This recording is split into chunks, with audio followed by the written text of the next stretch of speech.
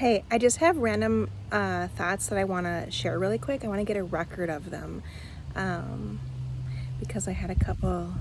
I have my note cards here, and it's windy out. I don't want them to blow away. A couple like weird coincidences, and I'm watching to be like, is God doing something? I'm curious.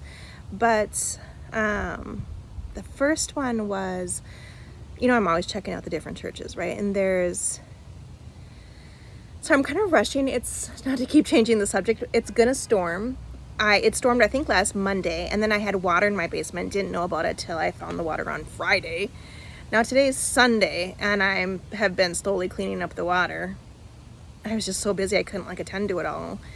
And now it's gonna storm again. It's between today and tomorrow, but I think late at night. So I'm trying to get this water up so that I can be prepared for more water to come in, which is super fun.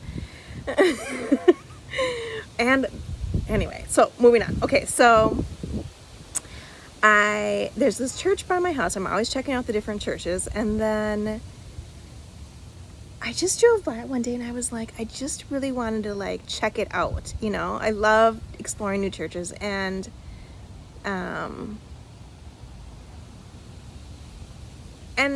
I had started watching a couple of their messages online, and I know it's it wouldn't be a good permanent church for us. They're really Pentecostal. It's just a little too Pentecostal for me. I'm not 100% sure how I feel about the pastor or the vibe of it all. I know it wouldn't be ideal for my daughter, just things like that. It wouldn't be a good home church, and yet there's something about it that I'm I want to go there for a little bit and just check it out, right? And it's these are people I just recently cut my bangs, which I didn't used to have bangs. And these are people they don't cut their hair. They're very total speaking in tongues people. I do not speak in tongues, it's I wouldn't fit in. And yet I don't fit in any church I've ever gone to. So it's who cares? I'm used to that, right? There's still something you can learn from all the various churches. So anyway, so I had watched probably 3 of their messages online in a week or something, in a really short time period. And then randomly, the next week or something, I got something in the mail from that church, inviting the community. They're having a thing right in the middle of August, and they're inviting, which churches do this all the time. They want their neighborhood to come to their thing, right? And so it's clearly they sent this flyer to probably everybody on the block, at least. They sent it to a certain circle around the church. But how weird is that I got it in that window of time when I was feeling I wanted to check out that church and had been watching their messages. That was weird. And then all of a sudden something just show up in the mail. And so I'm going to that thing. So that's why I want to just mention this right now, because I'm curious what's going to happen. Is God doing something? A lot of times when there's those coincidences like that in my life, God is doing something. So I'm just curious about that. So I just want to get a record of that. Oh, shoot. Hold on. My note card totally blew. Hold on. Oh, shit. I don't want to stop this recording. Hold on. So.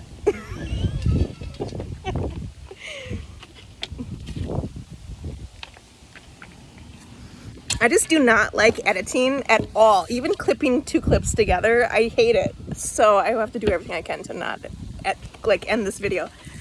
All right, so that was one thing. Then today, I also wanted to mention, I think I said on here before, I had been reading a psalm a day for a while. And that has been really bad for me because, there's hair in my face.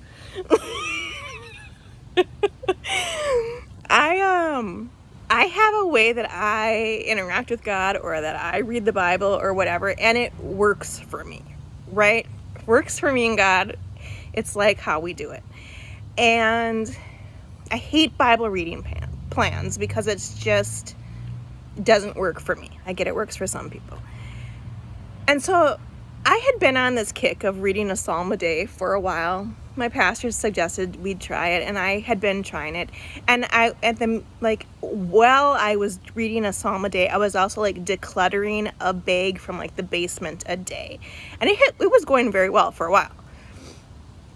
Until, I don't know what it was, if it was the mold or we had some sort of crisis or whatever. And all of a sudden it was like I noticed I stopped the decluttering a bag a day. And then eventually I stopped reading the Psalms a day, or a Psalm a day or whatever. And I just got so behind. Like everything, I'm like, oh, now I'm not decluttering or reading a Psalm. Like everything was just like falling apart for a while. I think even my daughter asked me, she's like, are you still doing a bag a day? And it's just, I think it was when the stuff with my heart just got so intense. I'm like, I'm working on staying alive. There's only so many things I can do. There's only so many things I can juggle, right? But one thing I noticed when I was doing that Psalm a day is how disconnected I felt from God, because I wasn't interacting with God or like seeking God in the Bible how normally I do. And like normally for me it's a two-way interaction, and that just wasn't happening. This felt like very much like just I'm reading a psalm a day, and it was horrific. It was like the most unpleasant Bible reading experience I've ever had because it went on for so long, and we're not done. I'm supposed to be doing this I think through September. But I've stopped because I'm just like, this is unpleasant. This is not, like, I have felt so disconnected from God while doing that. And so on occasion, now and then, I would have to like try to interact with God normally how I do in the Bible. And like that was better, but it was unpleasant. So I just want to say for me, like, I don't recommend people doing that unless that's a thing that works for you. If you are able to like find God while you're doing a Bible reading plan or reading a psalm a day, great. But just for the record, not something that works for me. So, and I don't want to feel like, oh, I failed, I didn't finish that, or I should just keep going, keep pushing through it. It's just not like it's almost like I miss my relationship with God how it normally is. So I'm going back to reading my Bible how I usually do. It works better for me. Moving forward. Today, I did the usual thing where I was like either this weekend, either attending a church or like last night I went to a church with this one lady, and then today I went to church with my dad, and then I had watched 2 of them online, and they were the repeats again, which I love that when that happens. So I just wanted to mention those repeats. I'm trying to speak really fast so I can get this video done in 2 more minutes, but there were 2 of them. And it's interesting when this happens, when it's like the most conservative of like all the churches and the most liberal of all the churches. When they talk about the same thing in the same day, that kind of like wigs me out a little bit, like, whoa, what's happening? So both of these churches talked about the day of the Lord.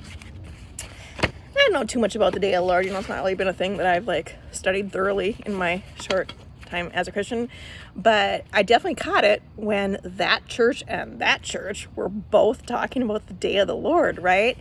So the more liberal one was more taking the approach of like, he talked a lot about reconciliation and, God making all things new, and, broken relationships, and, not like getting vengeance on people. He was doing a lot of like Obadiah stuff. So Day of the Lord wasn't the main point, but it was in the message today. And it was, again, very focused on like reconciliation. Okay, so anyway, the more conservative church, Day of the Lord was almost like the main point, and he was talking more about like be ready, be on your guard. I don't know, a little more like, I don't want to say fear-based, because that's, I don't think was his intent, but it was like be ready, for Jesus or whatever. But when I thought about the 2 messages together, it was interesting, like, okay, if all we have is today is all we have, and we live in the present, and God is here in the present, right, then we, of course, you want to be ready for the day of the Lord, right? But how do we do that is by like living with that spirit of reconciliation. And God will make all things new, but also God can make all things new through you too. If you're carrying forth that spirit of reconciliation, that's going to keep you in a state of being ready for the day of the Lord, right? It was just interesting to like blur these messages together. And then there was like another message, I think the one I watched yesterday, where he was talking about don't look back. Don't look back like Lot's wife. Don't look back longingly at whatever. You know, this isn't what he said, but it'd be like your old life, your pre-Christian life, you know, or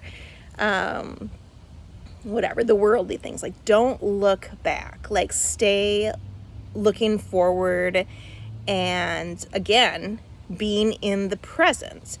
Running the race with endurance, but not just like the race of life, but like running like your journey, your path, whatever you're skilled in or you're gifted in. Like, keep focused and committed and working on like your little piece, moving forward. You know, let go of the old. I really liked that message yesterday, but it was very similar to that, like, focus on today. Don't look back. Stay in the present. What else do my notes say? That's it on that note card. That's it for that one. Okay, so then the other loose ends I wanted to mention.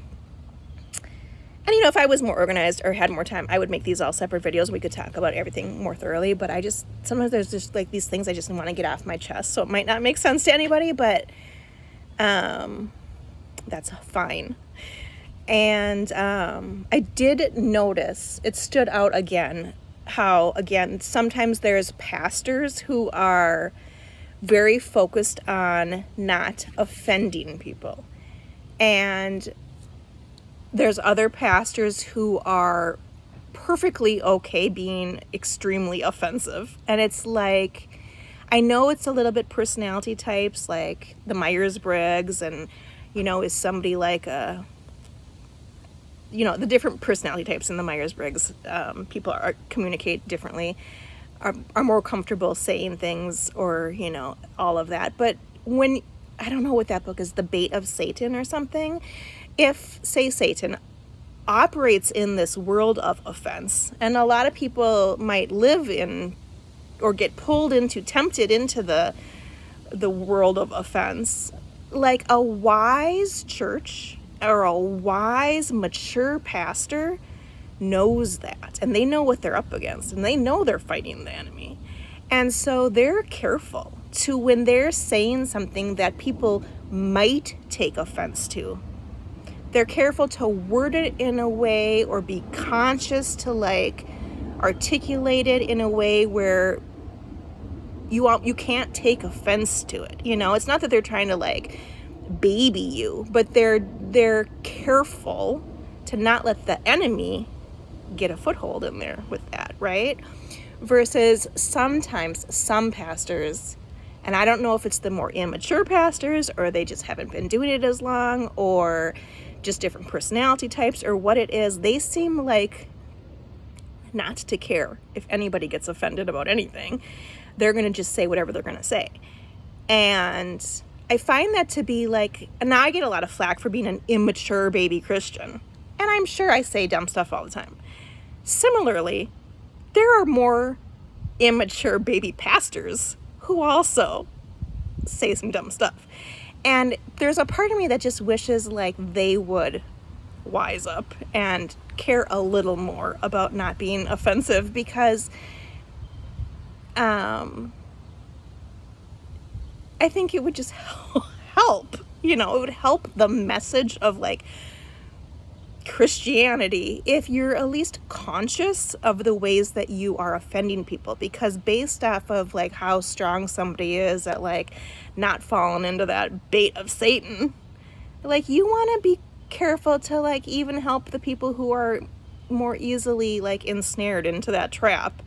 You want to be a good pastor to them too, right? So that's been just something that sometimes there's these, like, thoughts that I'm just, like, circle through my mind, and that offense thing is just really big for me, because I notice some churches really focus on watching that, and other churches do not at all seem to even, they're like oblivious, you know. And then the other thing I wanted to say, the last thing really quick, what was it on my notes? Not that. Oh, last thing. Okay. I have been working on, I think I told you, on my building relationships and meeting new people and trying to hang out with, like, female friends and making new female friends. And I had met this group of people the other day, a couple weeks ago, and one of the girls, women, we're like all over 50 women, she says to me, and because we were just talking about different churches and stuff, and she says, all I want is to find a church where if you don't go for a while, they reach out. Like, hey, where you've been? I noticed that you haven't been here. How you doing? Are you okay?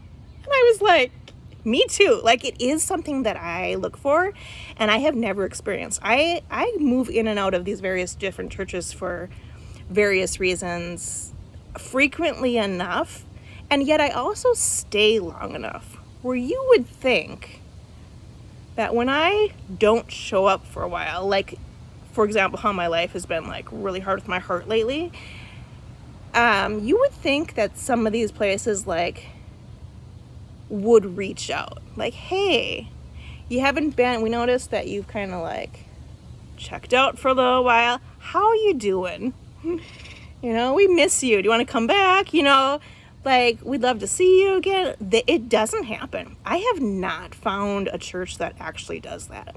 Now, I've, granted, only been a Christian for 6 years, but so when she said that to me, like, all I want, and these were, like, grown-up women, we can't find it.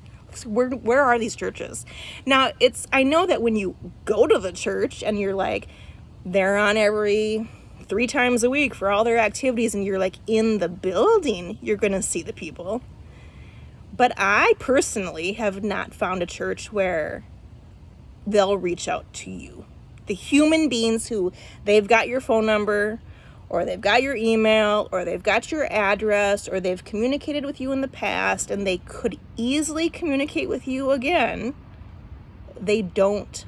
It's as if you don't exist. You don't walk through the doors on Sunday. It's as if you don't exist. It's weird for me. So I just wanted to point that out. There is one church that I almost never go to anymore.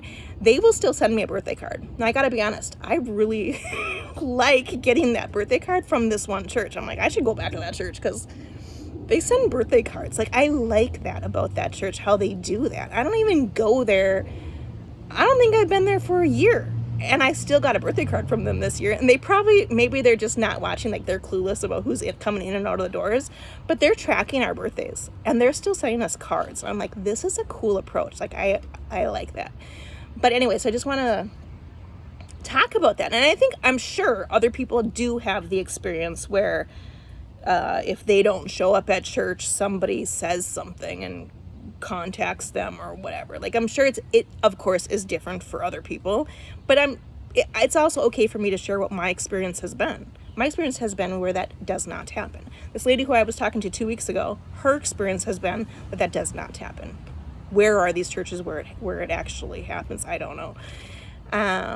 And then so yesterday when I went to church with this one lady, that was actually our second time, like, hanging out. And I have a feeling we're going to get to know each other and, like, be, like, actual friends. She would be, like, my first official, like, real, like, Christian friend. You know, she even works at a church. But other than people who I've met through, like, small groups or something, and then you don't stay connected, you know. But I'm curious, like, does this relationship with this lady build where we end up knowing each other in a legit way? And I really like her. Like, But anyway, so I gotta go. This is almost 20 minutes. Those are all my random thoughts. I have no idea if any of it makes sense, and I hope you have an awesome day. Bye.